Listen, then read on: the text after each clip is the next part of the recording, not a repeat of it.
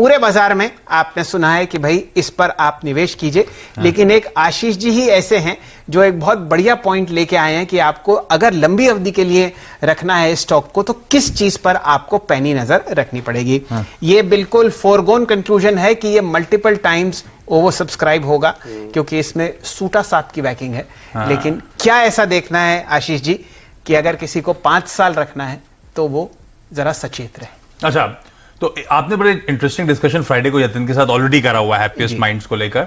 सूटा साहब किस तरह के कमाल के आदमी हैं, व्यक्ति हैं और गजब का धंधा खड़ा करा है। अच्छा, एक चीज, माइंडट्री का नाम हैप्पीएस्ट माइंड्स, वो किस तरह की एम्प्लॉय सेंट्रिक ऑर्गेनाइजेशंस होती हैं उसको रिफ्लेक्ट करता है। धंधा गजब का है, 97% डिजिटल से आता है। ये वो स्पेस है जिसके बारे में आजकल सब चर्चा करते हैं। ग्रोथ यहीं पर है, सारी दिग्गज आईटी कंपनीज इसी स्पेस में एक्विजिशंस कर रही हैं पकड़ बनाने के लिए। आज भी 30-40% उनका आता है, इसका 97% वहां से आता है। पर ध्यान रखें, डिजिटल की खासियत यह है जब बाकी आईटी सर्विसेज 10% की दर से ग्रो कर रही हैं, ये 20 से 25% डिजिटल ग्रो कर रहा है। तो इसके रेवेन्यू को लेकर विजिबिलिटी का कोई इश्यू नहीं है। जो शैल सर करेंगे, लंबी अवधि के लिए रखना है तो हमें बहुत क्लोजली उसकी प्रॉफिटेबिलिटी को देखना होगा क्योंकि इरैटिक रही है। FY18 में, पिछले सालों के प्रॉफिट्स के बाद FY18 में इसने लॉस क्लॉक कर दिया था। उसके बाद वापस अब प्रॉफिट देखने को मिल रहे हैं। हालांकि प्रॉफिटेबिलिटी मार्जिन जो है अभी भी अपने पीयर्स से कम है। इसलिए मैं कह रहा हूं लॉन्ग टर्म के लिए प्रॉफिटेबिलिटी पे खासतौर पर नजर रखनी है हम लोग को। वो एक इश्यू हो सकता है इस कंपनी के लिए आज से। अदरवाइज जिस स्पेस में ऑपरेट करती है, जिस तरह का मैनेजमेंट और जिस तरह के सब्सक्रिप्शन नंबर्स आने वाले हैं, क्योंकि ऑलरेडी झलक लग चुकी है, 2 टाइम तो शायद सब्सक्राइब होने की कगार पे पहले दिन ही खड़ा हुआ है ये आईपीओ। तो मुझे लगता है लिस्टिंग के साथ साथ लॉन्ग टर्म के लिए बहुत अच्छा रहेगा। बस प्रॉफिटेबिलिटी के आंकड़े को देखिएगा। और हाँ, रिटेल के सब्सक्रिप्शन नंबर से कंफ्यूज मत होइएगा।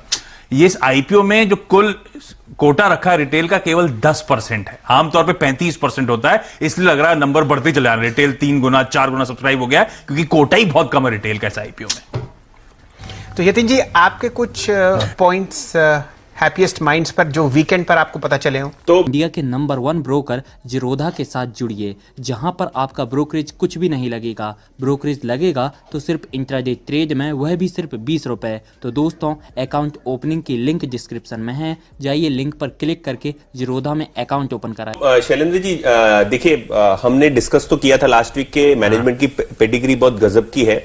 और जैसे आशीष बता रहे थे कि जो डिजिटल रेवेन्यूज है ना, वो 97% है, लेकिन जो क्लाइंट्स हैं आशीष, वो कहीं ना कहीं वो क्लाइंट्स जो है कोविड का कोई असर उन पे हुआ नहीं है। तो जैसे रिटेल हुआ, ई कॉमर्स हुआ, हेल्थ केयर हुआ, तो ये जो सेगमेंट्स है ना, यहां से 75% रेवेन्यूज आते हैं कंपनी के। तो कोई प्रकार का असर हमको कंपनी के ऊपर देखने नहीं मिला है क्लाइंटेल को छोड़कर। अच्छा, ट्रैवल टूरिज्म से इनकी एक अच्छी रेवेन्यू आती है, लेकिन वो बहुत छोटी रेवेन्यू है। तो इनके क्लाइंट्स जो है कोविड में और ग्रो हुए हैं और उनकी जो डिजिटल रिक्वायरमेंट वो और बड़ी है, क्योंकि जो रिटेल के स्टोर्स हैं वो ई कॉमर्स की तरफ जा रहे हैं। जो काफी सारी इनकी BFSI क्लाइंट्स है वो वर्क फ्रॉम होम के सॉल्यूशंस ढूंढ रहे हैं। तो बिजनेस की कोई कमी नहीं है। और मैनेजमेंट ने ये कहा है कि जिस प्रकार से आईटी इंडस्ट्री को इन्होंने पिछले 3-4 सालों में मात दी है ग्रोथ में, तो वो ट्रेजेक्ट्री कंटिन्यू रहेगी। कंपनी छोटी है तो बखूबी वो ग्रोथ का लेवल जो है मेंटेन कर पाएगी, ऐसा मैनेजमेंट का कहना है। और एक इशू और है, दीवान साहब बैठे हैं आज आपके पैनल में, और दीवान साहब को वो कंपनी पसंद नहीं आती जहां पे माल OFS के जरिए बेचा जाता है। अच्छा, तो यहाँ पे सूटर साहब और JP मॉर्गन, एक प्राइवेट इक्विटी फंड जो उनका है, वो पूरा ऑफलोड कर रहा है 19.5% स्टेक अपना। आमतौर पे कुछ रिटेन करते हैं PE फंड्स, लेकिन यहाँ पे पूरा ऑफलोड हो रहा है। लेकिन हाँ, जैसे यतिन कह रहे हैं, गजब की कंपनी है। तो दीवान साहब जुड़े हुए हैं, ले लेते हैं राय? ले लीजिए। अरे वीरू, दीवान साहब से ले लीजिए ना। प्रकाश जी, अब आपको टीज कर ही दिया है, आशीष ने टीज कर ही दिया है कि इस प्रकार के स्पॉन्सर्ड आईपीओज पसंद नहीं आते हैं। लेकिन आपकी नापसंद कायम रहेगी यहाँ पे क्या, या फिर पसंद आएगा ये आपको?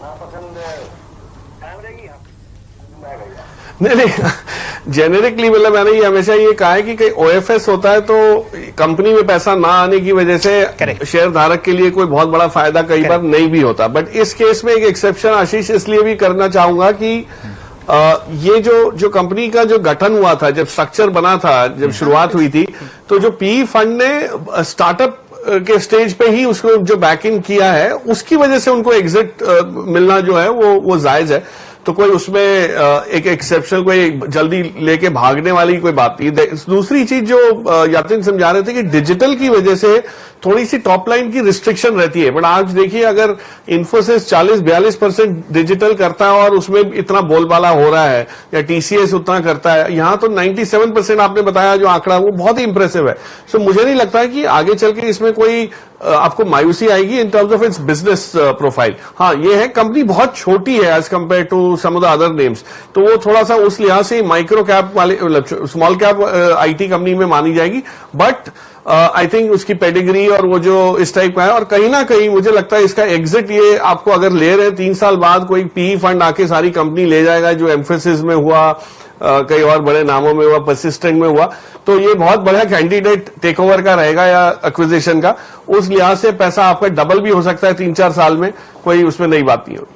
इंडिया के नंबर 1 ब्रोकर जिरोधा के साथ जुड़िए, जहां पर आपका ब्रोकरेज कुछ भी नहीं लगेगा। ब्रोकरेज लगेगा तो सिर्फ इंट्राडे ट्रेड में, वह भी सिर्फ 20 रुपए। तो दोस्तों, अकाउंट ओपनिंग की लिंक डिस्क्रिप्शन में है, जाइए लिंक पर क्लिक करके जिरोधा में अकाउंट ओपन करा।